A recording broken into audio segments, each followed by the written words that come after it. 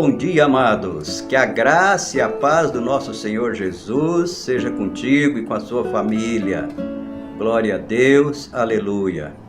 No último devocional eu comentei que o apóstolo Paulo chegou em Atenas. Não estava na agenda do apóstolo Paulo visitar Atenas, mas estava na agenda de Deus. Deus tinha interesse por aquele povo. Por isso permitiu que o grande evangelista, o grande missionário, o apóstolo Paulo, chegasse até em Atenas. E Paulo agora pisa ali naquela cidade conhecida como a capital intelectual do mundo daquela época, a cidade dos grandes corifeus da filosofia como Péricles, Platão, Aristóteles e outros. E ele, ao chegar em Atenas, ele ficou perplexo ao ver aquele povo, um povo totalmente pagão, idólatra, vivendo totalmente na imoralidade.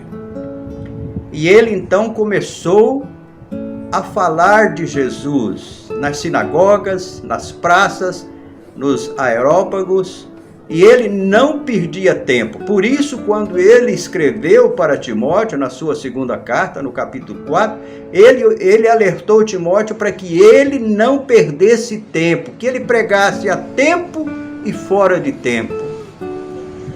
E ele, quando escreveu para os filipenses, ele disse o seguinte: para mim, o viver agora é Cristo, morrer para mim é lucro. Paulo não temia ser chicoteado, ser surrado, ser apedrejado, ser preso, mas para ele o que interessava era pregar o evangelho de Jesus, falar do amor de Jesus, falar sobre a missão de Jesus aqui nessa terra.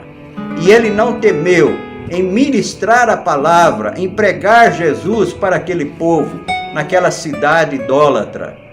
E ele então começou a pregar, mesmo sem o auxílio dos dois companheiros, Silas e Timóteo, que haviam ficado em Bereia. Ele sozinho, ele enfrentava aqueles filósofos, grandes filósofos, e ele pregava. Ele era uma pessoa muito capacitada, porque ele havia se preparado na escola de Gamaliel, lá em Jerusalém.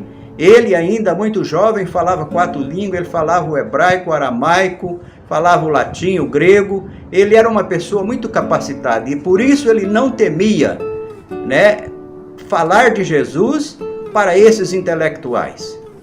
E ele foi bem sucedido em Atenas. No próximo devocional eu vou comentar sobre o que aconteceu posteriormente lá na cidade de Atenas, ok? E eu espero que você também e eu também, que nós possamos sentir o mesmo amor pelas almas que estão se perdendo no inferno, como Paulo sentia.